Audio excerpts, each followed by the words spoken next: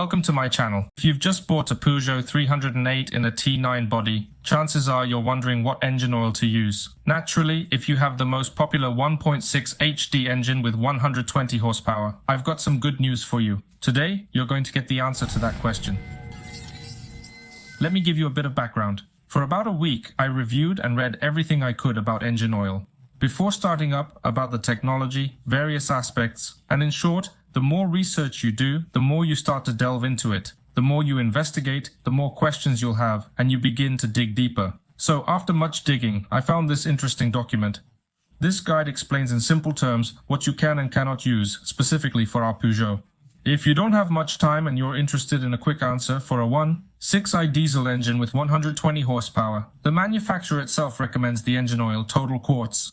This is the manufacturer's engine oil of choice. Total Quartz, ENA, First 0V30. High quality oil, jointly developed there, blah blah blah blah blah. Information from the owner's manual, specifically on Peugeot 308, specifically with such an engine. This is what Peugeot recommends, specifically for Peugeot, like subscribe to the channel, all that.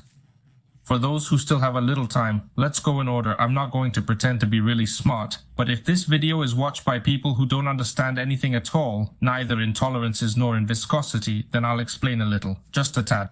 Look, first, sire, what is it?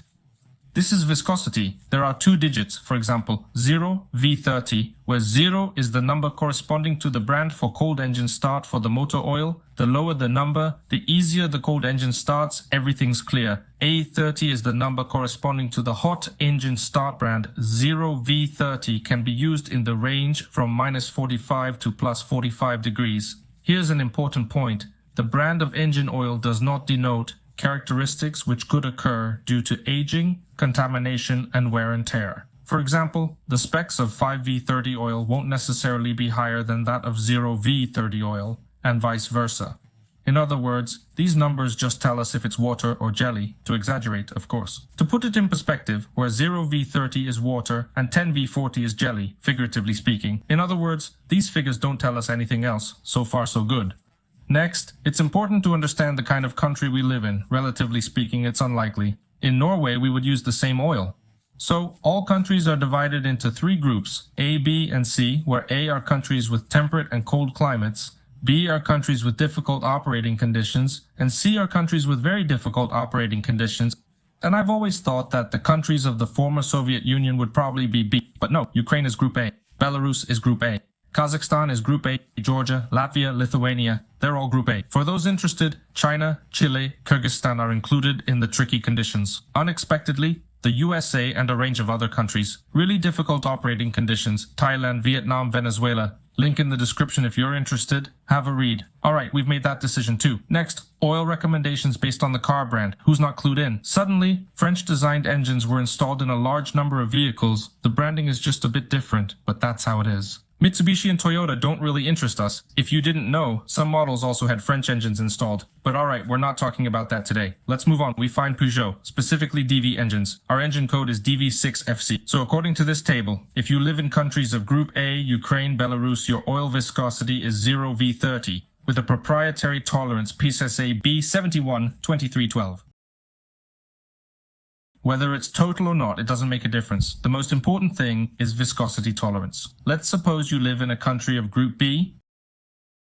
Your oil will then be 0V30 PSA B7123, 0 or 5V30 with PSA B712297 approval. And if by chance you're watching me from Venezuela, your oil will be 5V30 with a PSA B712297 tolerance. You might ask a sensible question, why such a drastic difference in tolerance for the same engine? Besides natural conditions like altitude, humidity, and temperature, these are some of the fundamental factors. Ecology. Ecology is the cornerstone, and the funny thing is that older oil tolerance will protect your engine better than a modern low-ash one. In conclusion, we deduce, what is the viscosity? You can have both 0V30 and 5V30. I would say no.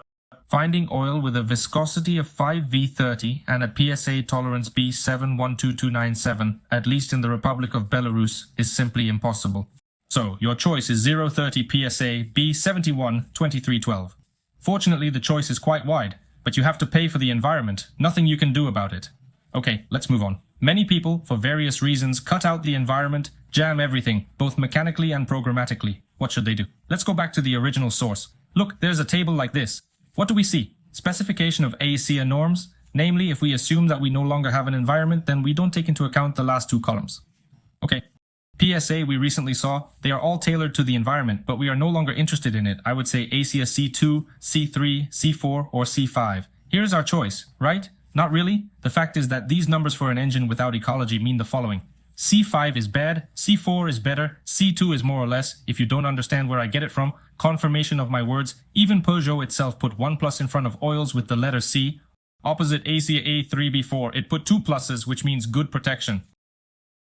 Again, don't believe it. The table below says OSHA 5 V30C2 oil, not 0 V30C1C2, should not be used on engines manufactured before the 2000 model year.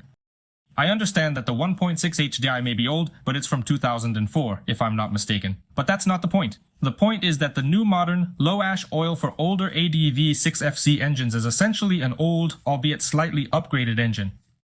It's not the best thing you can think of, and that's the truth.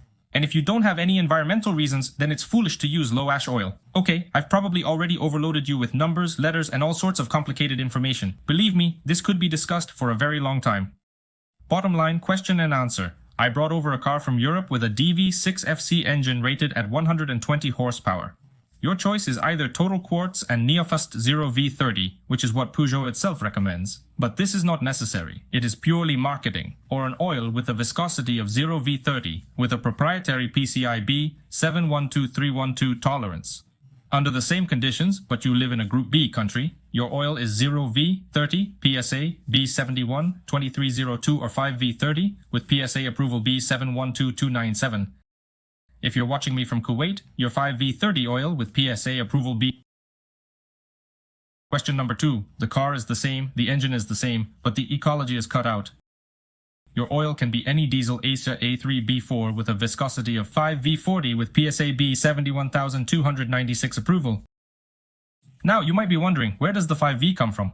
I'll explain. There are many modifications of the DV6 motor. One of them is the DV6CM. It's a motor without a particulate filter, though sometimes it does come with one. If put in simplest terms, the DV6CM is the same as the DV6FC, only without a particulate filter or any other environmental controls. It's absolutely the same, believe it or not. Information on the internet. So, for this engine, according to the table, the oil is indeed 5V40 with PSA B71296 approval. You can verify this very easily. Visit the Lukoil website, find the oil selection tab there and choose an oil for a car with a DV6CM engine. Here's a hint, it's for example a 2014 Peugeot 408. What's on offer from Lukoil? You can view it on your screen. Do ask again, so what should we use after all? If there's an ecological aspect, as I already mentioned, if there's no such factor, then 5B40 with an approval of B712296, although A3B4 with a viscosity of 5V40 will work. Q&A. Why not 5V30 viscosity? Well, firstly, I didn't devise this table, and secondly, 5V40 is better in terms of engine protection specifically for this type of motor. There's a more stable oil film at your engine's working temperatures. Second question, what will happen to the engine if you put in 5V30 AC3B? Yep, nothing will occur. It might be slightly more efficient in terms of consumption. If you look at a short period of time, the difference with 5 and 40 is virtually negligible. But if you ask an armchair expert, the engine will last longer with 5V40 oil, because the protective properties in terms of viscosity are better specifically for this engine. Though you can argue about this for a long time, there are many online debates you can read in the comments. I'll provide all the links. But first again, 5V40 is recommended by the manufacturer itself, not by me.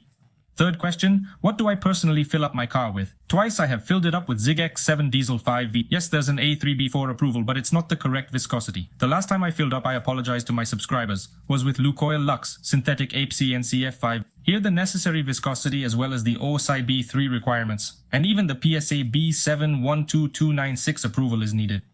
Many people still believe that Lukoil is something terrible, cheap, low quality, and it was created only for Zhiguli, Kamaz, and so on. I don't want to, and I'm not going to change anyone's mind, but that's absolutely not the case. But Lukoil, they make good and even great oil for their money. It's not outstanding, it's just normal. This is evidenced by many tests of both the oil itself and the exhaust. The only thing that is not needed, drive it for 15,000, ideally 5 or 6, well, maximum 7 replacements, and then you'll be all with the motor.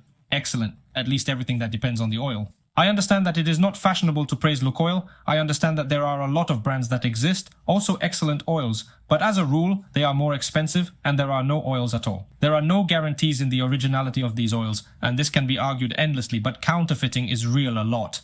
I understand that right now everyone is not buying a fake. From Kuma, from my brother, from the matchmaker, from anyone, from an acquaintance. I don't want to argue with you, let it be so. Just keep in mind, it's easy to forge. Everything is being faked in unrealistic amounts, so why not counterfeit the cheapest oil, Lukoil? Well, first of all, the question was already rhetorical in principle, and if you also buy it at a branded gas station, then the probability that it's genuine is as high as possible, of course.